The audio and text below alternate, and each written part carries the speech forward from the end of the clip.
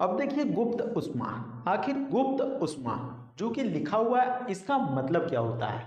तो बहुत सारे स्टूडेंट्स लगभग कंफ्यूज रहते हैं कि आखिर गुप्त ऊष्मा का मतलब क्या होता है। तो यहाँ पर देखिए गुप्त, गुप्त का मतलब क्या होता है? तो गुप्त का मतलब होता है कि छुपा हुआ।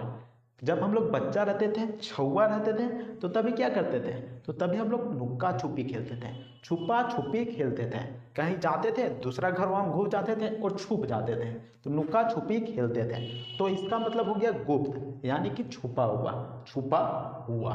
तो यहाँ पर ऊष्मा, ऊष्मा का मतलब क्या हो गया? तो ऊष्मा का मतलब हो गया हीट एनर्जी, हीट एनर्जी। ऊष्मा एक प्रकार का ऊर्जा ही है, ऊर्जा ही है।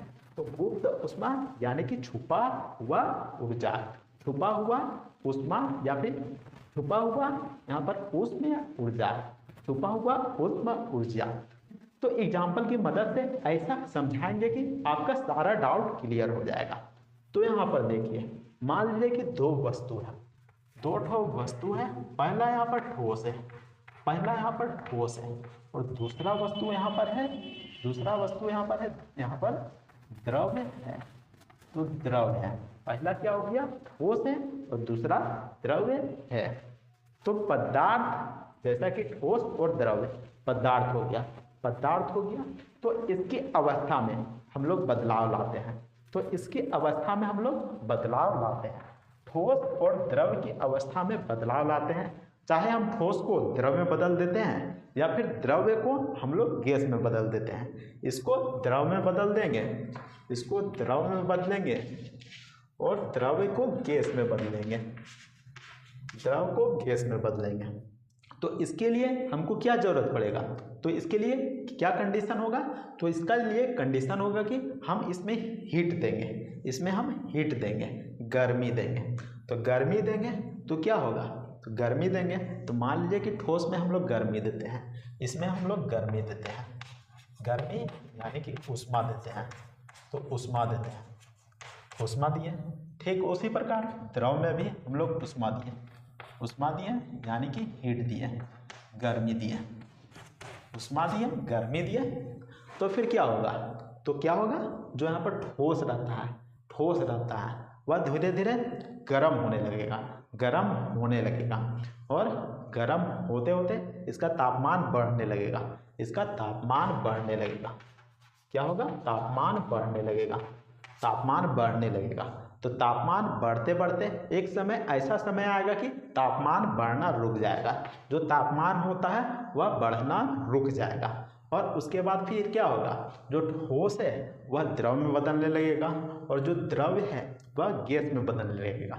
जो द्रव रहता है वह गैस में बदलेगा, और जो ठोस रहता है वह द्रव में बदलेगा।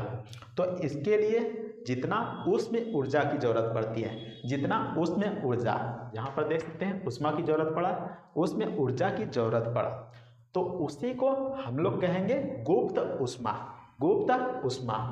तो गुप्त ऊष्मा की परिभाषा क्या हो जाएगा?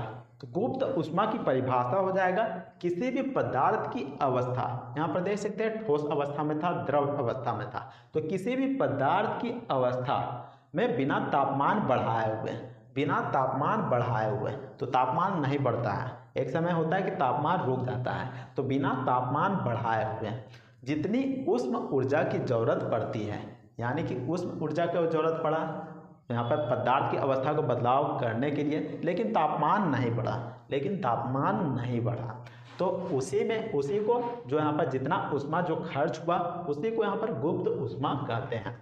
लेकिन जो गुप्त ऊष्मा होता है उसका काम क्या है? तो उसका काम क्या है? तो यहाँ पर जो ठोस रहता है, यहाँ पर जो ठोस था, ठोस में कण होता है, पदार्थ में कण होता है।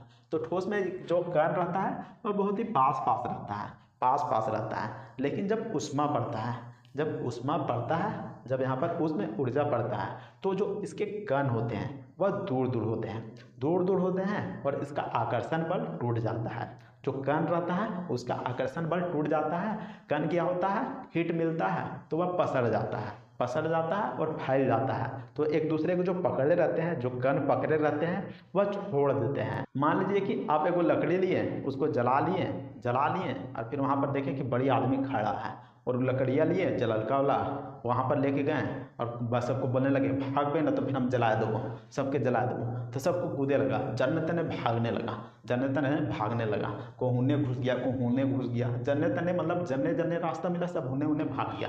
तो ठीक उसी प्रकार यहाँ भी होता है, जब हीट यहाँ पर यानी कि दागने लगा, जब हीट ऊष्मा यहाँ पर ये पड़ने लगा तो ठोसवाक जो कणवा था जन्ने तने भागने लगा तो आकर्षण बल टूट गया। तो ऐसे में यहाँ पर आकर्षण बल को तोड़ने का काम करता है। जो गुप्त ऊष्मा रहता है वह आकर्षण बल को तोड़ने का काम करता है। तो उम्मीद करते हैं कि आपको समझ में आ गया होगा कि पदार्थ की अवस्था में बदलाव होता है लेकिन बिना तापमान बदले हुए, बिना तापमान में बदलाव हुए होते हुए, और जितने उष्म ऊर्जा की जरूरत पड़ता है उसको हम लोग गुप्त ऊष्मा के नाम से जानते हैं। तो उम्मीद करते हैं कि वीडियो पसंद आया होगा, तो वीडियो को लाइक जरूर कीजिएगा और चैनल को भी सब्सक्राइब जरूर कर लीजिएगा। तो मिलते हैं नेक्स्ट वीडियो में, तब तक के लिए जय हिंद, वंदे मातरम।